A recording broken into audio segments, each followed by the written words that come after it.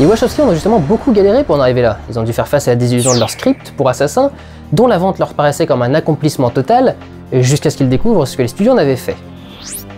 Ça peut vous sembler anecdotique, mais c'est justement ce que beaucoup de gens n'ont pas compris sur la trilogie. Non, les films ne sont pas mauvais, et encore moins inutiles. C'est même l'inverse. Vous n'avez pas vu Matrix, si vous n'avez pas vu l'intérêt de la trilogie.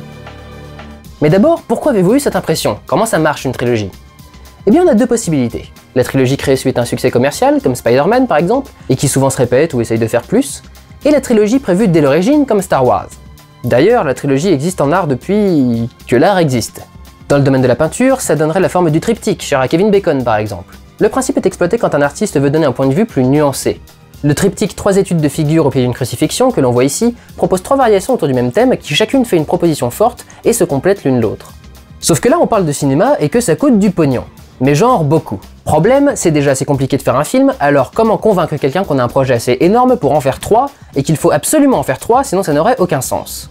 On peut demander à Peter Jackson ce qu'il a fait fumer au studio qui a signé le Seigneur des Anneaux, mais la plupart des cinéastes, même les plus grands, procèdent de la même façon. On fait le premier, et s'il marche, on fait les deux autres. Ça me fait toujours drôle d'entendre les gens dire qu'à la fin de Matrix, l'histoire était finie, que ça n'était pas la peine de continuer, mais pas pour Star Wars. À la fin de l'épisode 4, Luke a à peine appris à maîtriser la force, l'histoire d'amour n'est pas consommée, on a résolu un problème majeur et la menace de l'Empire n'a pas été anéantie avec juste ça.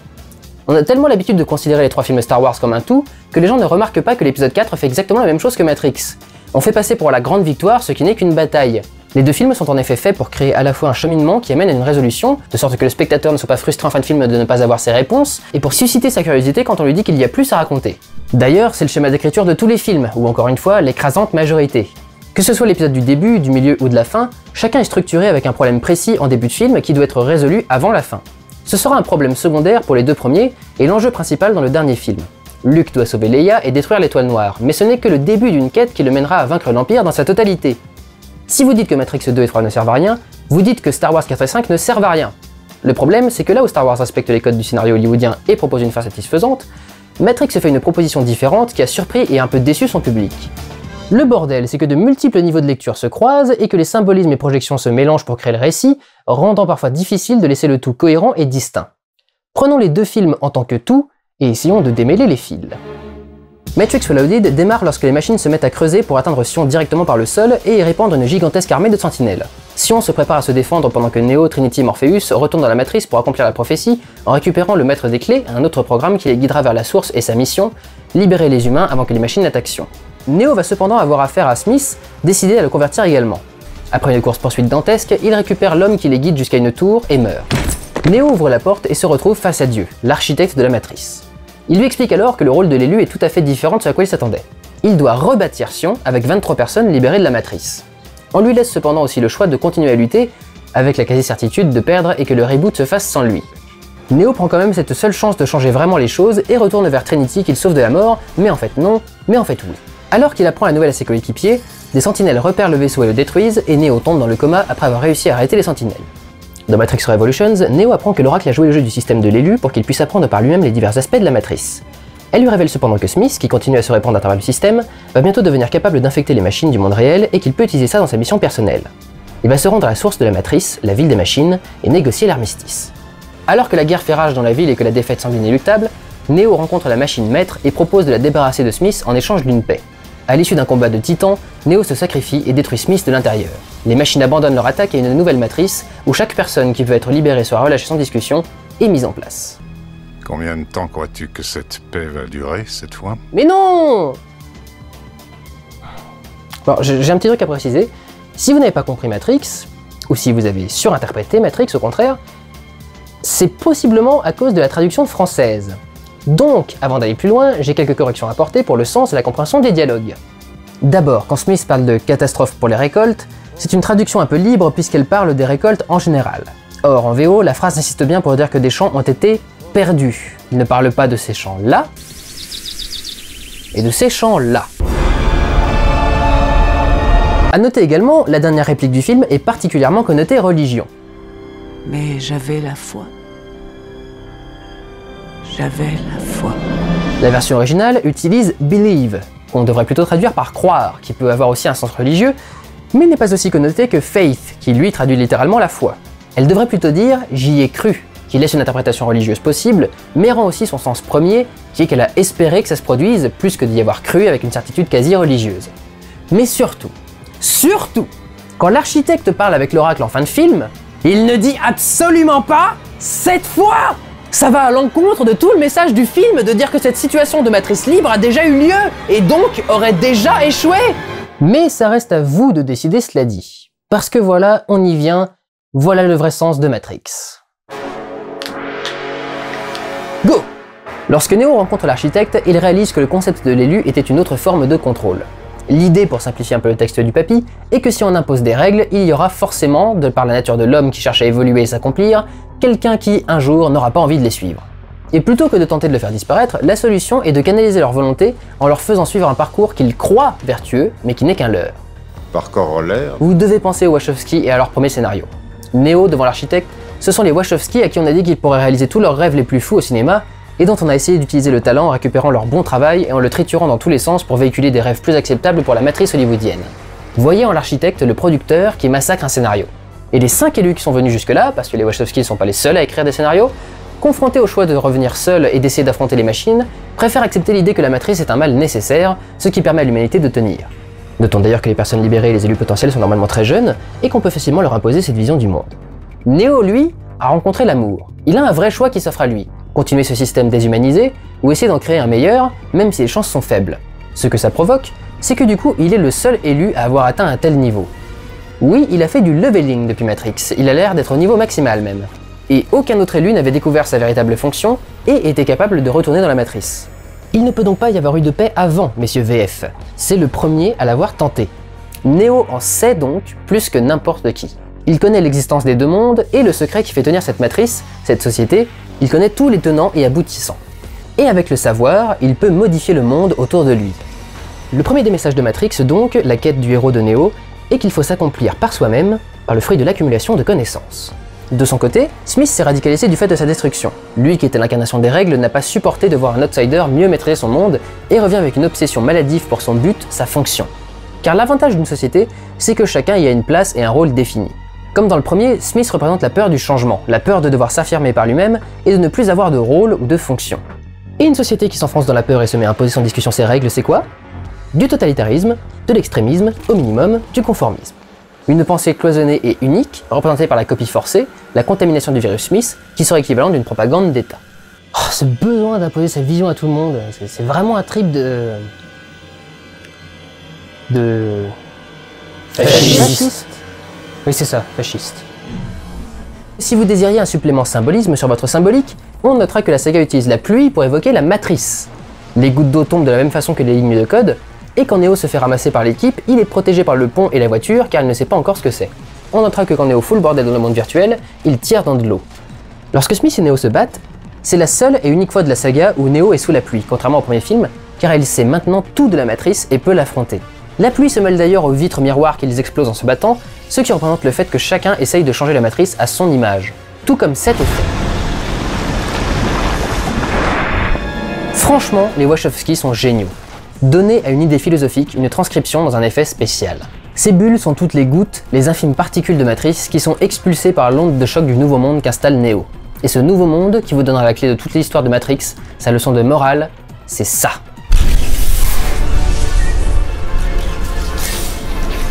Et là, on va ressortir notre Baudrillard. Parce que, encore une fois, il ne faut pas juste remarquer que son bouquin était à l'image, il fallait remarquer qu'il était creux. Et pour que vous voyez encore mieux le sens que ça, souvenez-vous de cette scène étrange où un des orphelins demande à Kid de donner en cadeau à Neo une vieille cuillère. Vous avez tous fait le rapprochement avec ce jeune acteur qui faisait de son mieux pour se souvenir de ses répliques? Instead, only try to realize the truth. Mais avez-vous compris pourquoi? Je vous les mets côte à côte. There is no spoon. Et alors attention parce que celle-là elle est essentielle pour les Wachowski. Le monde réel et la matrice sont la même chose. Simulacre et simulation est creux car c'est une vision de la société parmi tant d'autres. Et en ce sens, elle est elle-même une simulation, elle-même une matrice parmi d'autres. La matrice et le monde réel dans le film sont deux modèles de société, mais qui finalement répondent tout autant l'un que l'autre à des règles. Chacun a ses vieux qui ont le pouvoir depuis trop longtemps, chacun a une sorte de chef spirituel, chacun est doté d'une force de défense. Il y a une hiérarchisation comme chez les machines, et elle n'est pas parfaite non plus. Sortir de la matrice, c'est en créer une nouvelle. Mais là où d'autres ont laissé faire pendant que certains se battent nuit et jour, Neo propose une nouvelle voie. L'amour. L'amour en général. No, it is a word. What matters is the connection the word implies. Et là aussi, vous aurez droit à un supplément symbolisme sur votre symbolique. L'amour de Neo est Trinity, qui, vous le remarquerez peut-être, est symbolisé par le feu. Ça paraît logique en plus, puisque la matrice est symbolisée par la pluie, c'est comme si ça avait été fait exprès. Lorsque Neo décide d'envoyer chier les règles de la matrice, c'est du feu qui l'entoure, qui fait exploser le building et les vitres en miroir. Et c'est ce feu qui ouvre le film. Cette matrice jaune n'a bizarrement pas fait réagir grand monde. Pourtant, dans une saga aussi marquée par le vert, ça aurait dû interloquer plus d'un spectateur. L'intro du début montre la naissance de l'idéologie de Neo, le Big Bang d'une matrice basée sur l'amour, avec tout ce qu'il offre d'ouverture d'esprit pour les révolutions à venir. Et vous avez remarqué, les titres ont un sens. Dans Reloaded, Neo est supposé relancer la matrice telle qu'elle. Dans Révolution, il la change. La matrice jaune est pourtant visible dès le deuxième film sur le personnage de Séraphin. Le premier matrice avait montré que les agents, même étant des programmes, sont affichés dans une matrice verte classique. Lui rayonne d'un code jaune. Il est représenté ainsi car comme Neo, il choisit la voie de l'amour. Il veut la paix avec les humains.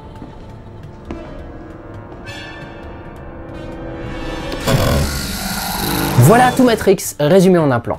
Cette matrice verte du système pour le système est au cœur d'un combat entre l'amour représenté par l'oracle et la peur ou la haine représentée par Smith et cette matrice noire qui est visible ici pour la seule et unique fois. Pour autant, Matrix n'est pas un film manichéen, l'oracle et Smith sont après tout tous les deux des programmes. Ça restait suggéré avec le raid des agents, mais les machines, qu'on a toujours traitées comme une entité collective, y compris dans les combats du dernier film où elles agissent comme un seul être, ont une pensée multiple, y compris dans le monde réel. Souvenez-vous du réveil de Neo. Elles l'ont identifié, relâché alors qu'elles pourraient le tuer automatiquement. Rien que la matrice n'était pas obligatoire, elle pouvait nous laisser dormir. Mais les machines prennent soin de leurs humains, qui les ont après tout engendrés, et les aiment. Tout l'animatrix seconde renaissance est basé là-dessus. Et c'est ce que Neo comprend à la fin du deuxième film, d'où l'apparition de cette vision de feu. Neo a compris les machines après ses discussions avec l'architecte. Il a compris le système, ce qui le rend immunisé au système.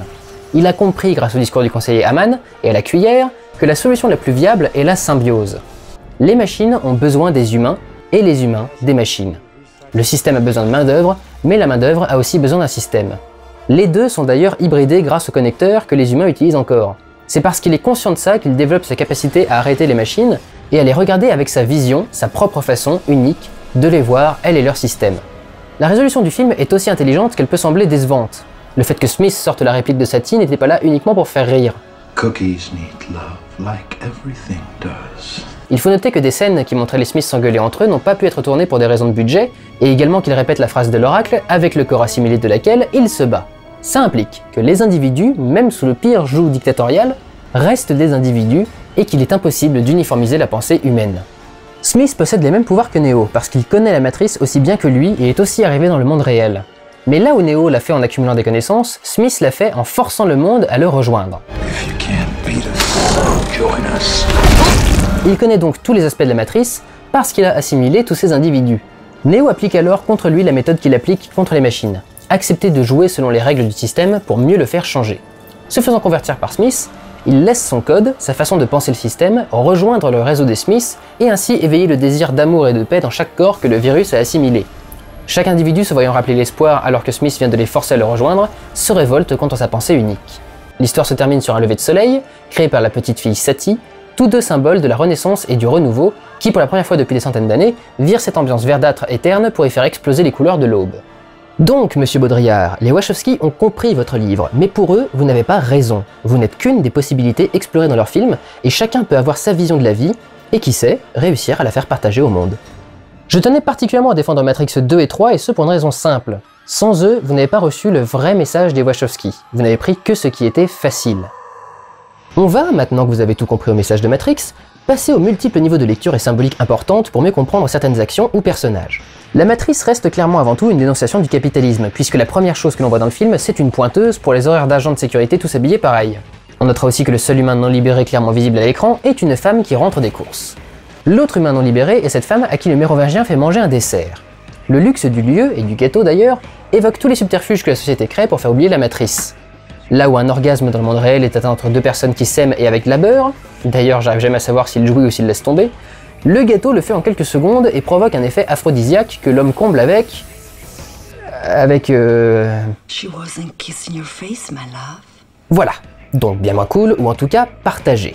Ce personnage représente tout simplement les hommes de pouvoir. Son nom évoque l'idée que les mêmes personnes contrôlent le monde depuis des années et qu'à force, ils sont devenus corrompus. Perséphone dit qu'il était comme Néo en arrivant. Pas un élu, mais un programme qui récoltait des informations et s'est petit à petit détérioré, déshumanisé en constatant les règles qui l'entouraient. C'est le personnage qui aurait pu devenir Cypher s'il avait été libéré. Ils sont tellement cyniques qu'ils ne profitent même plus réellement de la vie, c'est pourquoi Perséphone demande à sampler l'amour de Trinity et Néo. Tel un vampire, elle se nourrit de la force des autres.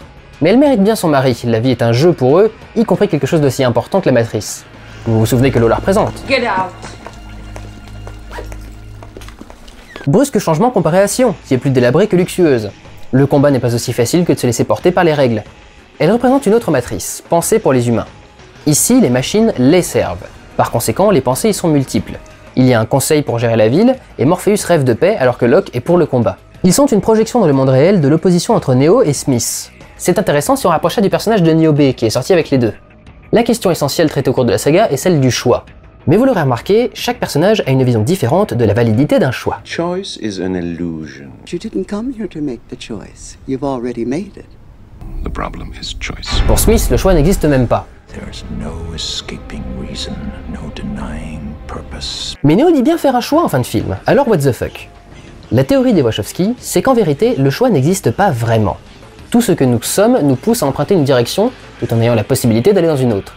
Pour simplifier, l'idée c'est que l'on ne peut faire qu'un choix, celui du destin qu'on va s'imposer.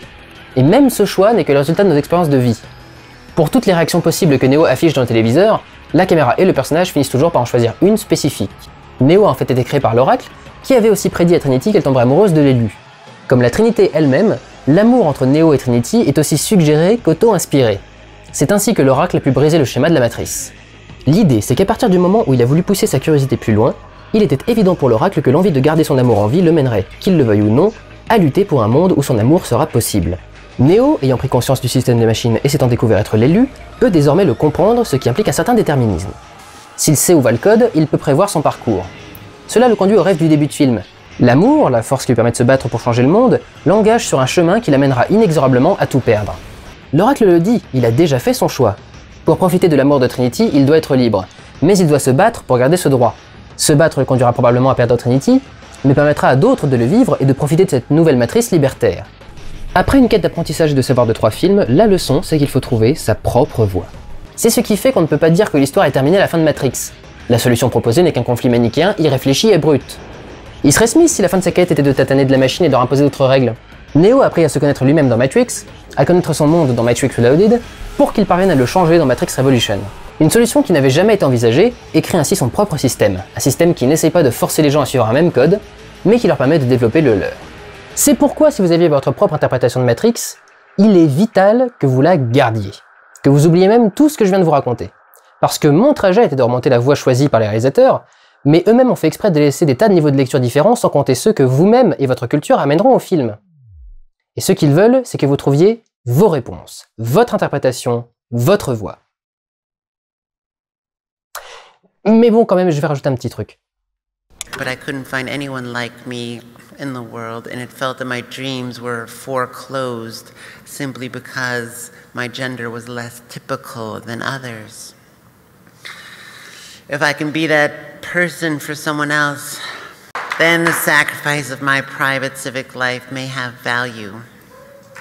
Non, sérieux, là, si vous voyez pas le rapprochement, je vois plus quoi faire. D'ailleurs, en parlant de rapprochement, un jeune homme qui en apprend le plus possible sur un système et qui accepte de se découvrir lui-même pour pouvoir ensuite le remodeler dans quelque chose de plus ouvert et tolérant.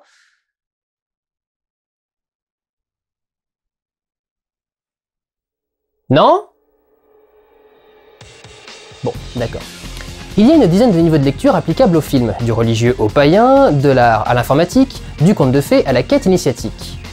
Pour un film d'action, c'était révolutionnaire, et donc risqué. Première chose, Neo est un héros très différent dont le parcours est en partie responsable du désamour du public. On a plus d'affection pour les héros de guerre que pour le mec qui signe le cessez-le-feu. Voici le héros intelligent et ouvert au dialogue. Le dernier modèle de héros d'action qu'on avait eu était le héros réganien. La montagne de muscles qui résout les problèmes par la violence et qui est l'homme d'une situation. John McClane est même un héros qui tombe par hasard sur ses enjeux par exemple. Neo a passé 2 films à essayer d'analyser son ennemi pour développer une stratégie en fin de compte pacifiste. De plus, même s'il sort avec Trinity et porte un message d'amour, Neo est un héros fatigué et solitaire. Ce type de personnage était jusque-là vu comme un paria qu'on essaye de faire rentrer dans un groupe ou une famille. S'il reste seul en fin de film, c'est que c'est un bad boy ou que tous ses amis sont morts. Les Wachowski ont créé l'élu. Les amis du héros ne l'aident pas, ils le regardent faire. Le héros est tellement classe et spécial, différent, au-dessus de tout le monde, qu'il se suffit à lui-même. C'est lui et lui seul qui va changer le monde pour les autres et non avec eux. Et ce héros est devenu le modèle de base de quasi tous les héros de blockbuster ou de littérature jeunesse, à l'exception notable d'Harry Potter. La déception du troisième film vient pour beaucoup du fait qu'une bonne partie du public a adhéré à Matrix grâce à Neo, et que le parcours du personnage semble décevant en termes de badasserie. On avait quitté un mec qui vole, et on termine avec un mec mutilé qui se sacrifie. C'est sûr que son sort ne fait pas envie, mais c'est son héritage qui compte.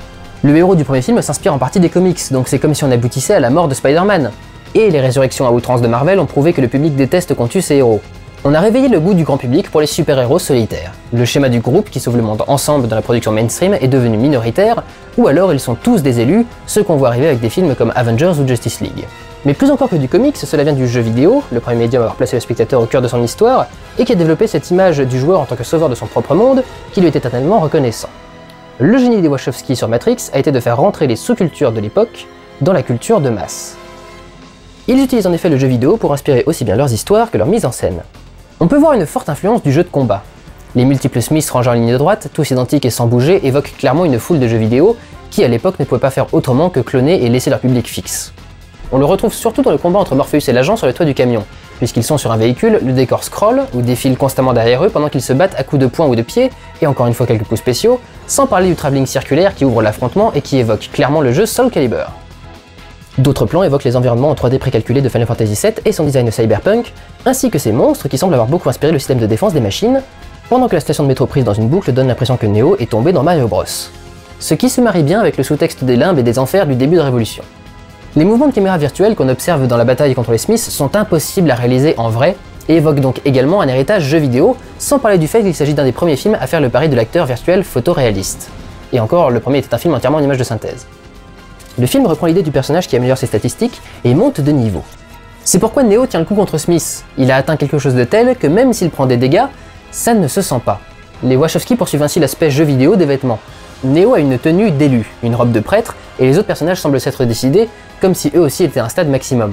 Pendant toute la période où Neo devient une antenne Wi-Fi, sa tenue est différente. Le manteau est plus court, le col baissé et ouvert révélant un foulard en guise de cravate, et surtout, pas de lunettes. Ça peut représenter beaucoup de choses, mais je miserais sur l'idée que ce n'est pas son moi qui serait projeté, mais son subconscient. D'autant qu'il apparaît dans le métro, qui se dit Subway. Oui non, parce que ça pouvait plus aller, ces personnages tellement mal habillés qui s'en finissent déchaussés avec des éclats de verre plein les pieds. C'est ringard, c'est une esthétique, on dirait un poêlé dans les tranchées de Fertin. Non, il était temps de repenser l'esthétique dans le film d'action blockbuster hollywoodien. Neo a choisi le manteau long avec col montant, c'est parfait, ça élance sa silhouette, c'est élégant, c'est chic et ça va avec tout et ça ne salit pas.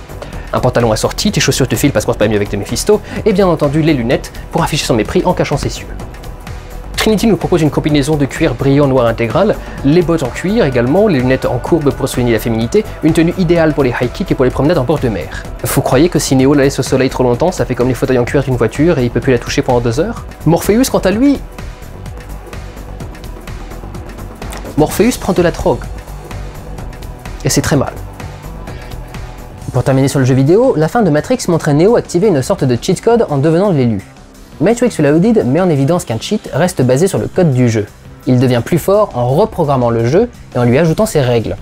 On peut lire la fin de Matrix comme la création d'un mode ou d'un patch pour un jeu massivement multijoueur en ligne. Je voudrais enfin préciser que Matrix est un film qui assume totalement son artificialité. Je ne dis pas ça pour les effets spéciaux qui n'ont franchement pas tant vieilli que ça, mais qui surtout ont d'office été pensés pour challenger le réel. Mais des tonnes et des tonnes d'éléments trahissent le procédé cinématographique dans la saga. Celui que vous confondrez facilement avec une erreur, c'est les reflets dans les lunettes. Ah oui, c'est rigolo de se moquer des lumières et des projecteurs dans les lunettes de Smith. Surtout qu'on a des tonnes de solutions pour éviter ça, la première étant d'asperger les surfaces réfléchissantes avec un spray qui les rend mates, le plus évident étant de placer les lumières en hauteur, et comme tout est fait en studio, ils pourraient. Sauf qu'ils ne l'ont pas fait. Mais ça va encore plus loin. Regardez cette scène. Y'a rien qui vous choque. Y'a pas un petit truc qui vous dérange dans l'image là, non? Genre un projecteur qui prend 25% du cadre. Genre tout l'éclairage de la scène affiché dans un plan d'ensemble. Genre les caisses de matériel de cinéma au fond du cadre. Bien sûr, tout ça est justifié scénaristiquement, les équipes ont besoin d'éclairer l'endroit. Et y a pas que ça, je me suis amusé à trouver les listes de tous les défauts de Matrix. Eh bien tenez-vous bien, à chaque fois qu'un reflet trahit l'équipement de cinéma, c'est quand une scène évoque le contrôle. Un peu comme quand Lars von Trier trahit le tournage en filmant directement en miroir. Eh bien regardez les reflets de Matrix Reloaded par exemple. La caméra dans le pare-choc de la voiture de Smith, les lunettes de Smith dans cette scène, un preneur de son qui n'est visible dans les lunettes de Morpheus que pour cette phrase. I believe this night holds for each and every one of us the very meaning of our lives. Et pour Morpheus, l'équipe peut lui mettre des lunettes opaques quand elle veut pour éviter les reflets. Et enfin, s'il vous plaît, la poignée de la porte qui mène à l'architecte. Ça ne veut pas dire qu'il n'y a pas de vraies erreurs dans le film, notamment liées aux scènes d'action qui requièrent une grosse infrastructure difficile à vraiment cacher, mais les reflets sont quand même omniprésents dans Matrix avec tous ces miroirs et ces lunettes. C'est quand même énorme qu'à chaque fois qu'un 2 est clairement visible à l'image, ce soit sur des gros plans obvious et surtout au moment précis, à la réplique près, où on évoque les règles, l'élu, l'oracle, l'attaque de Sion, bref, tous les éléments de contrôle en place. C'est jamais quand il dit qu'il aime les nouilles bizarrement. Ça explique aussi le jeu figé des acteurs pour ne pas révéler le reflet à un moment qui n'aurait pas de sens. C'est vous dire le nombre d'interprétations et de symboliques que les Wachowski ont glissé dans Matrix, et franchement j'ai à peine dit la moitié de ce qu'il y avait analysé pour ne garder que les choses centrales. Mais je pense que vous en avez eu assez pour voir qu'il n'y a pas un millimètre de pellicule qui n'a été impressionné au hasard. Si c'est dans le film, c'est que ça doit y être. Ça peut effrayer, mais l'idée est plutôt de tout intégrer correctement dans le film, et que vous récupériez ce que vous pouvez en passant, pour ensuite vous questionner sur le film et développer vos théories, vos analyses et vos interprétations. La saga est fascinante à analyser, mais aussi divertissante à regarder, et c'est là l'objectif absolu des Wachowski.